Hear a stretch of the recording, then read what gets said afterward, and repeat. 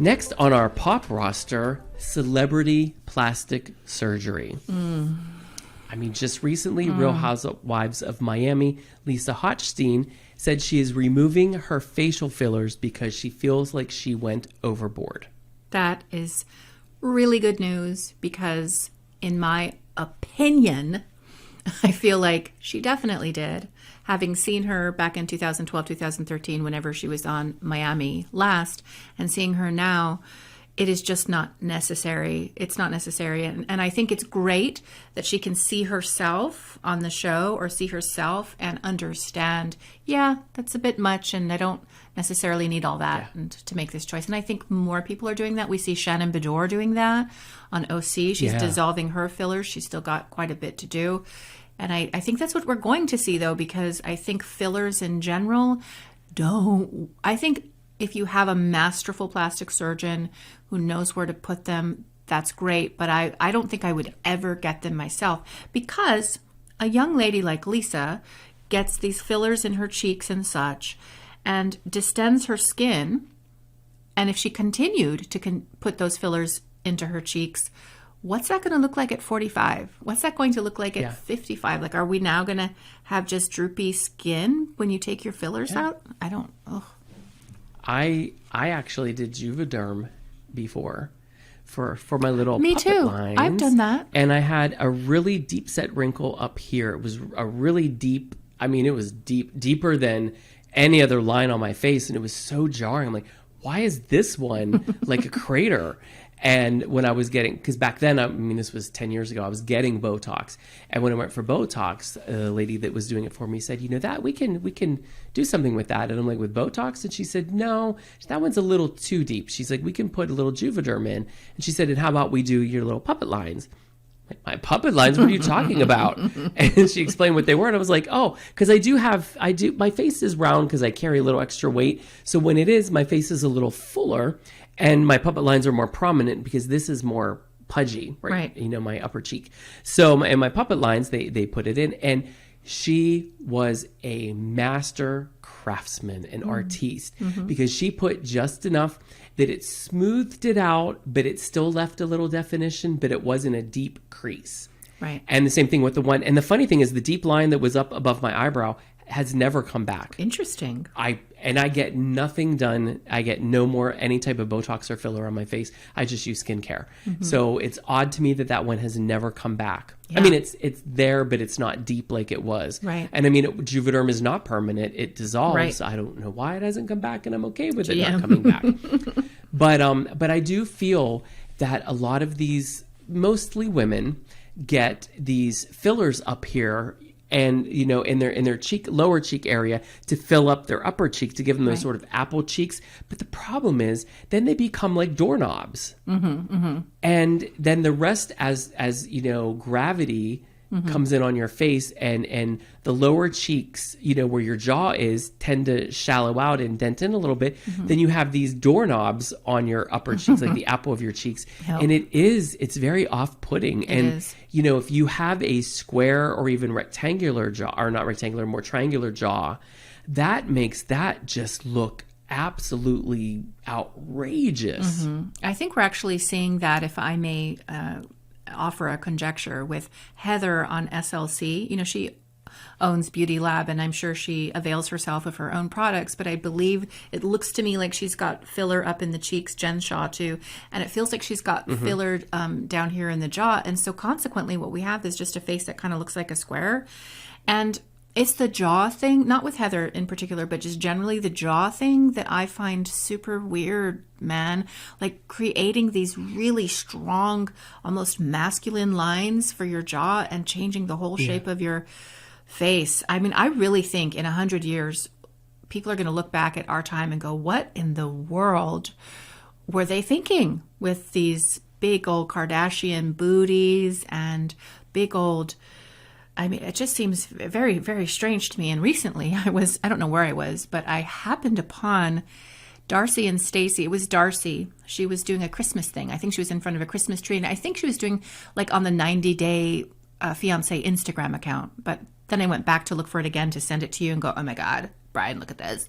And it wasn't there. So I'm not sure where it was. But I could not believe, this is not the internet, it's me. I just could not believe the transformation that Darcy Silva has gone through. And I know she got plastic surgery with Stacy, her twin sister. And Stacy also looks transformed, very much so, according to current beauty standards. But Darcy, it looked very, very, very, I was alarmed. And here I want to be careful. And I actually want to say, last week we talked a bit about plastic surgery, and we were talking about the ladies of Miami. And I'm like, when you put so much filler in your face, you look like the guy from Saw. Obviously that's a joke, and Yeah. this is a comedy podcast for the most part. We do talk about spiritual things, but I do stand by that this is fundamentally changing the structure of your face. And the face is, to me, I've got these fake boobs, right, Bryan? And and I've got, which I'm still stunned because I didn't know. You didn't know that? Oh my God. I didn't. I mean, I found out last week. I was stunned. Totally. I totally have these fake boobs. I've had lipo. Hashtag stunned. A little bit of lipo before. I've had that. I mean, as a rule, I am 100% for doing those things that make you feel better. But when it gets into the landscape of changing your actual appearance, your fundamental properties, like your face, that's where I feel like we all need to maybe take a beat and go inside. And I don't understand the disconnect between me and Darcy Silva. Like, I can't ever see myself. Maybe you get on a plastic surgery train and you just keep going and it's so addictive. I don't know. But I don't know how you end up in Darcy land. Yeah. I have heard it is very addictive. So I feel when people take it to the extreme, there is dysmorphia, obviously. There has to be some level of that. I mean, we're not doctors, obviously, take what we say with a grain of margarita salt. Right. But I feel like you can't be 100% okay with you and take it all the way to the extreme where, if you look at a picture from a few years prior, you look nothing like yourself and you still don't like the way that you look and you continue to have procedures and they're altering your look constantly. There has to be a disconnect with who you are inside, you and your spirit. And it's sad because, when you look at people and then you have people, I remember 5 years ago, maybe it was. So Kim Novak was going to be on the Oscars and she hadn't been in the public eye in a very, very long time. Who is she? Kim Novak was big in the 50s and 60s, and then in the 80s she had a little turn on Falcon Crest. She was in one of my favorite movies that she was in was Bell, Book and Candle, where she played a witch. And you have to just go back and see. Is she the blonde one? Beautiful. The blonde one? She was blonde. Okay. Blonde, yeah. Beautiful. And she hadn't been in the public eye in a very long time, and her publicist, I think that maybe was helping out with this event, told her to get fillers. She had a bunch of fillers and she right before, and she looked, I was expecting to see an aging beauty from Hollywood that left and came back. I was not expecting I did not recognize who you were. And she even said it was a horrible decision. And no one's really seen her much since then. And I think she's probably letting it just kind of come out. But again, I have been out of the eye and now I have to keep up and I have to look good. So I have to do this to be considered appealing to this audience that's going to watch me. And I was stunned and shocked and sad. And it broke my heart that she felt the pressure to look a certain way. But I do feel that people feel that pressure because of the unrealistic beauty standards that are thrust upon all of us in magazines, on the internet, on TikTok, on Insta, the filters and all of that. And it's sad. But like going back to what you said with Darcy, I mean, look back when she first was on, what was it, 90 Day? She now today, I did not recognize her from that. And I even went back and looked at old clips. It was a 500% transformation. It's so different. So different. It's totally different. And I wonder, as I ponder about her, like when she gets up and looks in the mirror, like what is she thinking about all this? Like, I'm wondering where she's at with it, because I objectively, and with Kim Novak, she shows up with all of this work done. Had she shown up as herself without it, which objectively, factually would have probably looked better? It would be, as you are, aged as you are, would look miles and miles better than putting all this stuff in your face or changing how the structure of your face or your body. So the drive that makes people feel like they have to do something like that, well, that's sad. That's a comment on our society, but also the dysmorphia. And I feel a lot of compassion. But I also want to say that, as I said last week, here I am. I'm 53, and I'm not going to say that every week. I feel like I say it all the time, but I'm 53 years old, and I'm noticing, as I said, the changes in my face, and I'm really right there at the precipice. What am I going to do about it? Am I going to change my face, or am I just going to capitulate and move on into aging? Because the next big one is 60. I can't believe it. It is so freaking weird that the next big birthday would be 60 for me. Wow. And I've grown up thinking, well, 60-year-olds get to be pleasantly plump. They get to just be alive and as they are. Nobody's expecting them to look like goddesses. Nobody's expecting them to be starlets. They're just 60-year-olds, and it's okay. So what am I going to do? And I'm actually thinking about it, because the last thing I would want is to F with my face, man, and come back wind blown, wind tunnel trips. I'm scared to mess it up in any way, even though this really bothers me.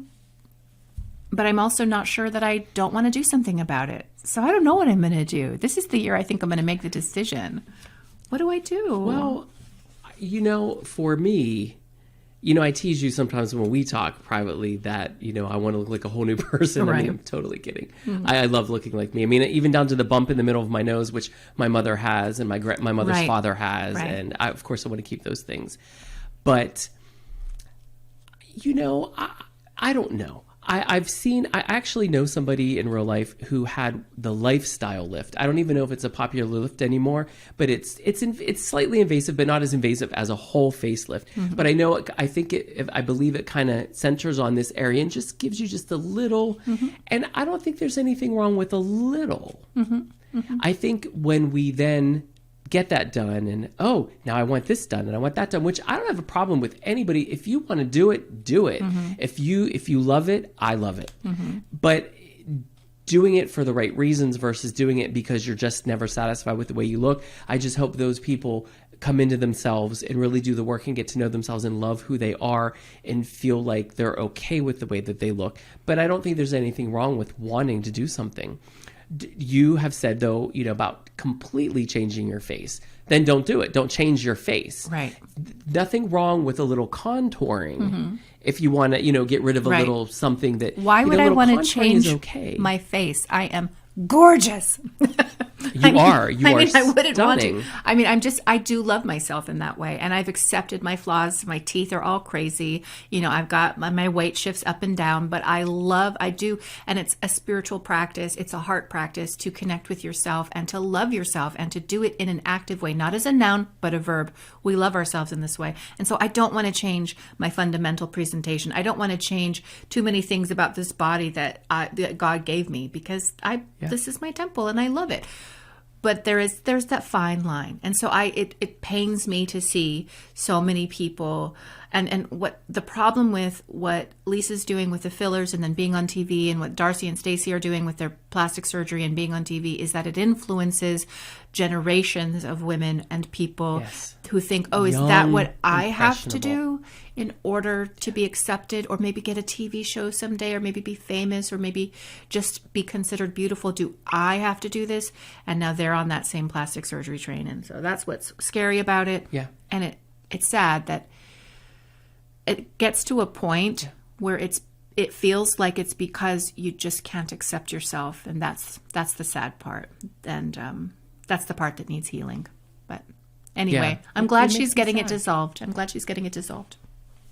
Yeah, and I'm sure in future episodes we'll talk about more about if you're going to do it or not.